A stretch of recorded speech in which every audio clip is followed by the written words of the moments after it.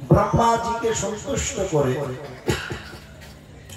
10,000 বছর এক পায়ের উপরে মানে এক পায়ের এক আঙ্গুল বৃদ্ধাঙ্গুলের উপরে দাঁড়িয়ে হিরণ্যকশিপু ব্রহ্মা जी के संतुष्ट করে বর নিলেন আমাকে কেউ মারতে পারবে না, কোনো মানুষ মারতে পারবে না, কোনো পশু মারতে পারবে না, দিনে মারবে না, রাতে মারবে না, জলে না, স্থলে না, ঘরে না, বাইরে না, অস্ত্র দিয়ে না, অগ্নিতে না,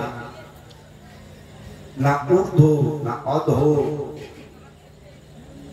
তিনি ভাবলেন আমি অমর হয়ে গেছি, ভগবান সব বোঝে। তিনি ভাগ খুঁজে খুঁজে উপায় বের করে নেবে। আর তিনি বাড়িতে এসে রাজ্যে ফিরে তার ছোট্ট বালক একমাত্র অসুর কুলের আশ্রয় স্বরূপ নন্দনন্দন সেই প্রহ্লাদ মহারাজকে কোলে নিয়ে চুমুখে আদর করে বলতে লাগলেন, পুত্র পুত্র প্রহ্লাদ, তুমি বলো তো তোমার কি করতে সবচেয়ে ভালো লাগে? কি করতে ভালো লাগে? প্রহ্লাদ মহারাজ বললেন, পিতা এ সংসারে প্রত্যেকটি জীব আমি আর আমাতে মানে আমি আর আমার এই দুটি শব্দে আবদ্ধ হয়ে গেছে। এটা আমি, এটা আমার, এটা আমি, পাশবিক মানে পশুর মতন বুদ্ধি যখন আমাদের মধ্যে বিদ্যমান থাকে তখন আমি আমার এই শব্দটি থাকে। হে পিতা, আমার সেটা ভালো লাগে যদি পাশবিক বুদ্ধি নষ্ট হয়ে আমি আমার ছেড়ে যদি ওই হরির আরাধনা করতে পারি তাহলে আমার ভালো লাগে। পিতা ক্রধান্বিত হয়ে বলছে, বালককে শিক্ষা দিতে হবে। এটা কি করে হয়? ডেকে পাঠালো কাকে? ষণ্ড আর অমর, একসঙ্গে ষণ্ড অমর দুটি পুত্র শুক্রাচার্য, অসুর গুরুর শুক্রাচার্যের দুটি পুত্র, ষণ্ড অমর, একসঙ্গে ষণ্ড অমর, কিন্তু দুটো ছেলে। তাদের ডাকতে প্রহ্লাদ মহারাজকে দেখিয়ে বলল, এই তোমরা যা নুন খাচ্ছ তার গুণ গাইছো না? আমার ঘরে যে বিষ্ণু আমার ভাইকে মেরে ফেলেছে, অসুরদের পরম্পরার শত্রু, আর তিনি বিষ্ণু আরাধনা করতে যাচ্ছে, তোমরা কি শিখিয়েছো? ও তাহলে বা হয়তো বা হতে পারে বিষ্ণুর কোন দূত ছদ্মবেশে প্রহ্লাদ মহারাজের বুদ্ধি ভ্রষ্ট করে দিয়েছে। এমনটি হয়। পিতামাতা গভীর ভক্ত, ছেলে জন্ম থেকে ভক্ত, হঠাৎ করে কার সঙ্গ করে সব ছেড়ে যায়। মেয়েদের ক্ষেত্রে দেখি, ছেলেদের ক্ষেত্রে দেখি, হরিভজন করতে করতে আবার সব ছেড়ে দেয়, আর করবো না হরিভজন সহ্য। হিরণ্যকশিপুর সংশয় হচ্ছে এটা অসুর, অসুর কুলে জন্ম নিয়ে অসুর কুলের কোন কীর্তন না করে বিষ্ণু আরাধনার চিন্তা, হয়তো বা কোনো বিষ্ণু দূত ছদ্মবেশে এসে আমার বালকের বুদ্ধি ভ্রষ্ট করে দিচ্ছে, বুদ্ধিটা নষ্ট হয়ে গেছে। অসুর পুত্রদ্বয়কে বলছে, তোমরা দেখোনি এমনটি হচ্ছে? তিনি বললেন, মহারাজ অপরাধ নেবেন না, আমরা দেখছি, যাও নিয়ে যাও। প্রহ্লাদ মহারাজ ने বলছে, বেটা পুত্র প্রহ্লাদ, তুমি আমাদের কুলের ভূষণ স্বরূপ, তুমি বলো না তুমি নিজে থেকেই এই ধরনের বুদ্ধিবৃত্তি দিয়ে হরিভজন করতে চাচ্ছ না তোমাকে কেউ বুঝিয়েছে? কে তোমার বুদ্ধিটাকে ভ্রষ্ট করলো? কে তোমাকে এমন বুদ্ধি দিল? বলতে প্রহ্লাদ মহারাজ তার গুরুদেব মানে শিক্ষা গুরু ষণ্ড অমরকে বলছে যে আমরা এই সংসারে আপন আর পর, এটা আমার আর এটা পরে, এটা আমার এটা পরে। এই যে আপনা আর পরায়া ভাব, এই দুই ভাবে মত্ত হয়ে আমরা ধীরে ধীরে ঘোর জন্ম মৃত্যুর চক্রে পড়ে যাচ্ছি। বলে গুরুদেব, কেউ আমাকে শিখায়নি। শূল ও পানি চক্র সম ভগবানের বিষ্ণু হৃদয়ে প্রকাশিত হয়ে তিনি আমাকে আকর্ষিত করে এই হরি ভজনের উৎসাহ প্রদান করছে। আগে আলোচনা করেছি, যদি তার কৃপা হয় অনুভব হবে। কে বলবে আমাকে? সঙ্গে সঙ্গে ষণ্ডমার্গ বলছে, না না না না, এই বালকের দ্বারা হবে না। কত বোঝালাম, কত কিছু হলো, চতুর্থ পন্থা অবলম্বন করতে হবে। কেউ আমার বেদটা নিয়ে আসো তো, বেত্রাঘাত না করলে বিষ্ণু আরাধনার ভূত যাবে না। প্রহ্লাদ মহারাজকে ভয় দেখিয়ে কি করবে? এইভাবে ষণ্ডমার্গ কিছুদিনের মধ্যে রাজনীতি, অর্থনীতি, বিভিন্ন বিষয়ে প্রহ্লাদ মহারাজকে পারদর্শী করলেন। গুরুদেব বলতেই শুনতেই সব মুখস্থ, কিন্তু সেটা তার ভালো লাগে না। একান্তে বসে হরিনাম করে, একান্তে বসে শুধু হরিনাম। আর হরিনাম করতে করতে হরিনাম করতে করতে অসুর বালকেরা সেখানে চলে আসে। সমবয়স্ক জিজ্ঞাসা করে, প্রহ্লাদ, এই যে তুমি হরিনাম করছো,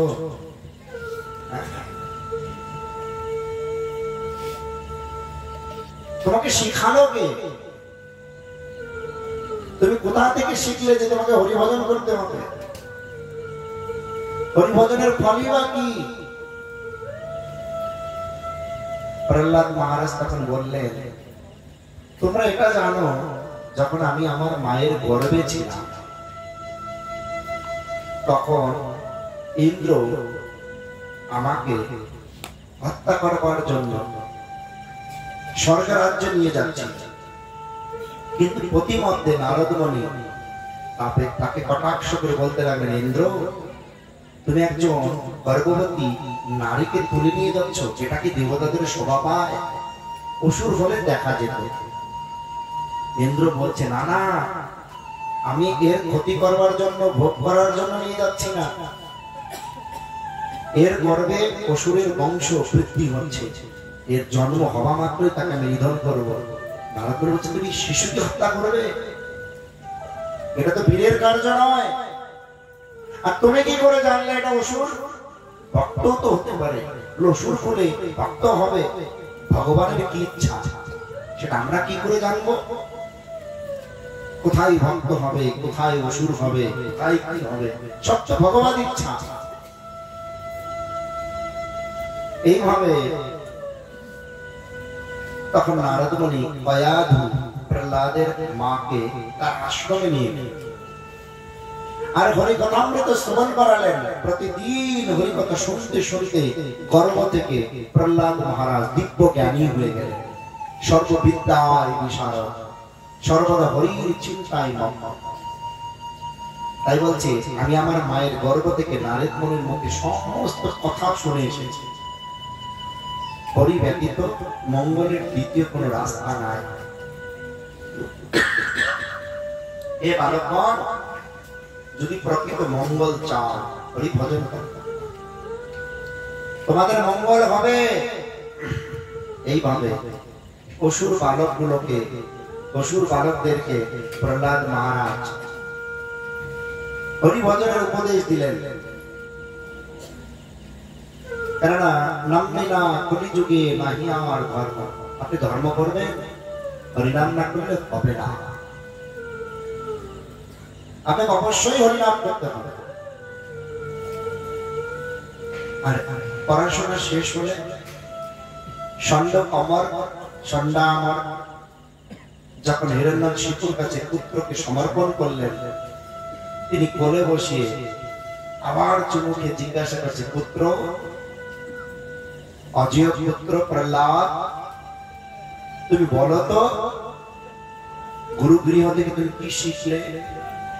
বলে, পিতা, প্রত্যেকটি জীবের সর্বদা 24 ঘন্টার মধ্যে 24 ঘন্টা শ্রবণ, কীর্তন, অর্চন, স্মরণ, বন্দন, পাদসেবন, দাস্য, চক্ষু, আত্মনিবেদন, এ ভগবানের নববিধ ভক্তির যাজন করা, সর্বদা পালন করা। এটাই আমি গুরুগৃহ থেকে শিখেছি।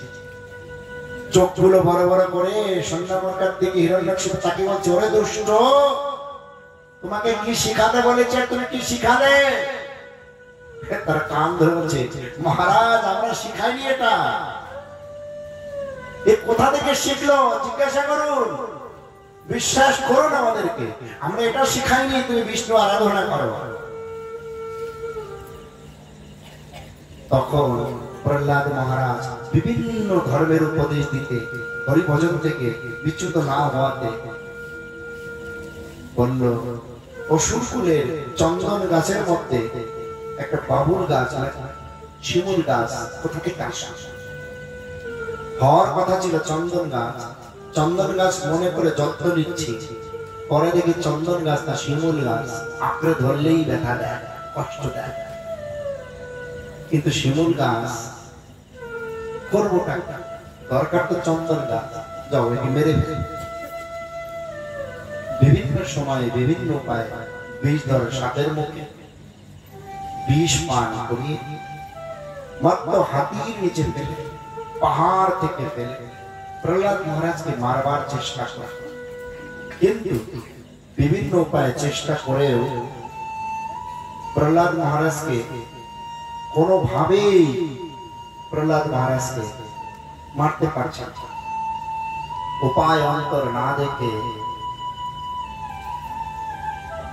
আবার তাকে আনা হলো, আবার বোঝানো হলো। কিন্তু ভগবান যদি কাউকে না মারে, ভগবান যদি কাউকে না মারে, এই জগতের কেউ তাকে মারতে পারে? মারতে পারে না। মরতে গেলেও মরবে না। যখন সময় হবে, বলে ভগবান ভিতর থেকে বেরিয়ে গেলে আপনা আপনি মৃত ঘোষণা করা হবে। আর ভগবান ভিতরে থাকলে কোনদিন তাকে মৃত ঘোষণা করা হবে না। তুমি তোমারি বেজারে কে তারে রাখিতে মারে, তুমি তোমারি বেজারে কে তারে রাখিতে মারে,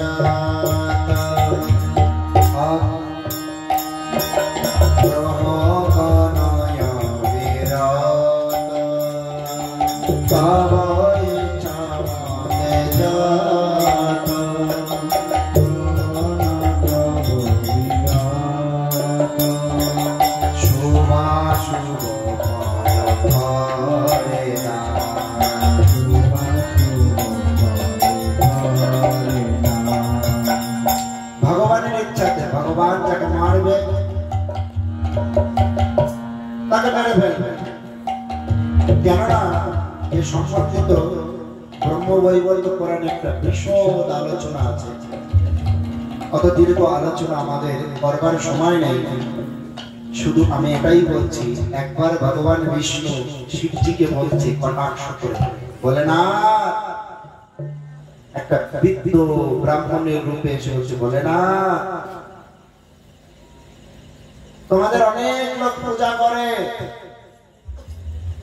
তোমরা একটা শরীরকে সৃষ্টি করতে পারো, কিন্তু সেই শরীরে পরমাত্মা রূপে, বিষ্ণুর অংশ রূপে, জীবাত্মা রূপে এই দুইয়ের প্রবেশ ব্যতীত শরীর কিন্তু জীবন বা জীবিত হবে না।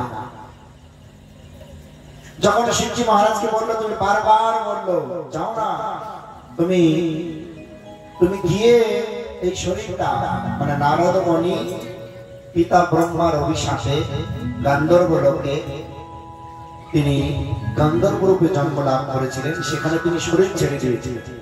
তার পত্নীর নাম ছিল মালাবতী। মালাবতী বলছে, আমার স্বামীর মরবার সময় হয়নি, মরল কেন, জীবিত করতে। আর ভগবান বৃদ্ধ ব্রাহ্মণের রূপে শিবজিকে খোঁচাচ্ছে, যাও বাঁচাও, কেউ বাঁচাতে পারে। শেষে ভগবান বিষ্ণু শিবপুর ধারণ করে বলছে, আমি ভিতরে প্রবেশ করলেই জীব জীবিত থাকবে, আমি বেরিয়ে গেলেই জীব মৃত জড় বলে ঘোষিত হবে। তাই সেই জীবের উচিত প্রত্যেকটা মুহূর্ত ভগবত পাদপদ্মে আশ্রয় নিয়ে হরি ভজন করা। প্রহ্লাদ মহারাজ তার পিতার দ্বারা অত্যাচারিত বলে হরি ভজন ছাড়লেন না, সমস্ত শুরু মানবকে ভক্ত বানিয়ে দিলেন। যেখানে ভক্ত, সেই ভক্তের প্রভাবে সব আলোকিত হয়ে গেল। অসুর শ্রেষ্ঠ হিরণ্যকশিপু প্রধান্বিত হয়ে, আর তার বোন হোলিকার পরামর্শে বলল, দাদা, আমি প্রহ্লাদকে মারতে পারবো, কিভাবে? বলে, আমার বর আছে, আগুন আমাকে দাহ করতে পারবে না, তুমি একটা আগুন দিয়ে ঘর বানাবে, ঘর বানিয়ে তার মাঝখানে আমাকে বসিয়ে দেবে, প্রহ্লাদকে কোলে করে বসে থাকবে, আগুন লাগিয়ে দেবে, প্রহ্লাদ জ্বলে যাবে, আমি তো আগুনের পর কোনো কিছু আমাকে জ্বালাতে পারবে না।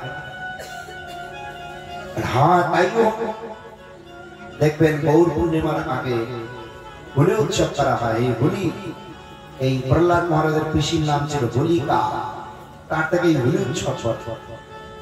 দুষ্ট ব্যক্তি ভগবত ভক্ত পরম ভাগবতকে দাহ করবার জন্য দুষ্ট বুদ্ধি কাজে লাগিয়ে তিনি প্রহ্লাদকে কোলে বসিয়ে ওই ঘর বানিয়ে, পুরে ঘর বানিয়ে আগুন লাগিয়ে দেন।